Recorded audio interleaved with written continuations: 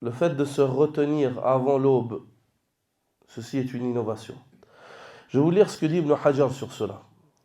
Il dit, rahmatullahi alayhi, parmi les innovations très mauvaises qui ont été innovées, il parle de son époque, déjà. Le fait de déplacer le deuxième adhan du Fajr, c'est-à-dire celui qui témoigne de l'entrée de l'heure, à une vingtaine de minutes avant l'entrée du Fajr. C'est-à-dire, à cette époque-là, qu'est-ce qu'ils faisaient? Ils faisaient l'adhan un peu plus tôt. Pourquoi? Afin que les gens ne mangent pas dans une journée de Ramadan. C'est quoi? L'innovation de l'imsak. Vous comprenez? C'est-à-dire, le deuxième adhan qui doit être fait lorsqu'on est sûr que le temps il est rentré, il le faisait un peu plus tôt afin d'éviter aux gens de manger dans le Ramadan. Que peut-être il y ait un petit décalage.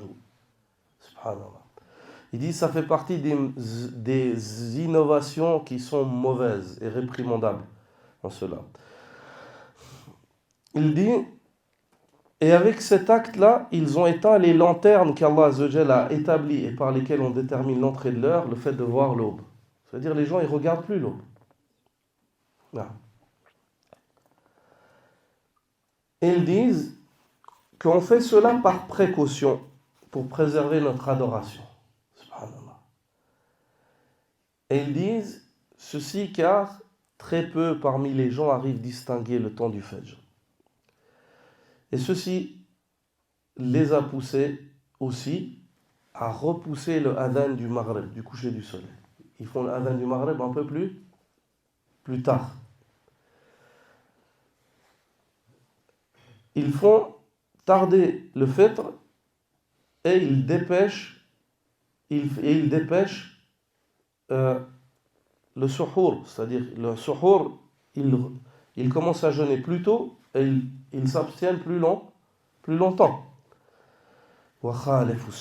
Ils ont contredit par cela la sunna du prophète sallallahu alayhi wa sallam. Regarde ce qu'il dit.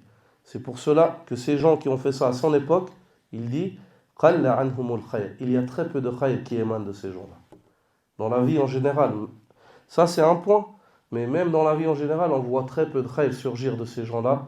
Et il y a beaucoup de mal qui émane de ces gens-là. Très peu de bien émane d'eux et beaucoup de mal surgit de ces personnes-là. Et c'est auprès d'Allah que nous nous plaignons pour cela. C'est auprès d'Allah que nous plaignons. Ibn Hajar,